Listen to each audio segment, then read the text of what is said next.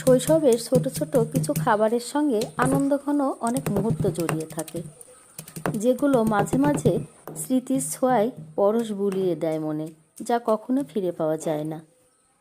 পাটায় থেতো করা, কলা পাতায় মুড়িয়ে বড়ই মাখা খেতে কার না ভালো লেগেছে। আমরা কত না খেয়েছি, তাই না? বড্ড মনে পড়ে। ফ্রিজে অনেকগুলো বড়ই রেখেছিলাম, কাঁচা বড়ই। খাবো খাবো করে খাওয়াই হয় না। তো অনেক দিন হয়ে গেল, বড়ইগুলো বের করে দেখছি অনেকটা লাল হয়ে গেছে, অনেকগুলো নষ্ট হয়ে গেছে। তো আজকে ভাবলাম এগুলো একটু মাখিয়ে খাবো।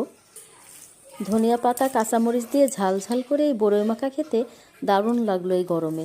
যদিও শৈশবে সেই আনন্দটা পেলাম না, শুধু স্মৃতিচারণ করা হলো।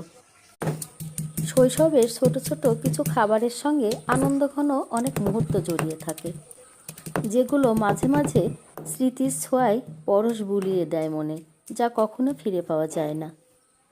পাটায় থেতো করা, কলা পাতায় মুড়িয়ে বড়ই মাখা খেতে কার না ভালো লেগেছে। আমরা কত না খেয়েছি, তাই না?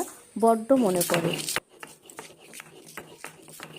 ফ্রিজে অনেকগুলো বড়ই রেখেছিলাম, কাঁচা বড়ই। খাবো খাবো করে খাওয়াই হয় না। তো অনেক দিন হয়ে গেল, বড়ইগুলো বের করে দেখছি অনেকটা লাল হয়ে গেছে, অনেকগুলো নষ্ট হয়ে গেছে। তো আজকে ভাবলাম এগুলো একটু মাখিয়ে খাবো।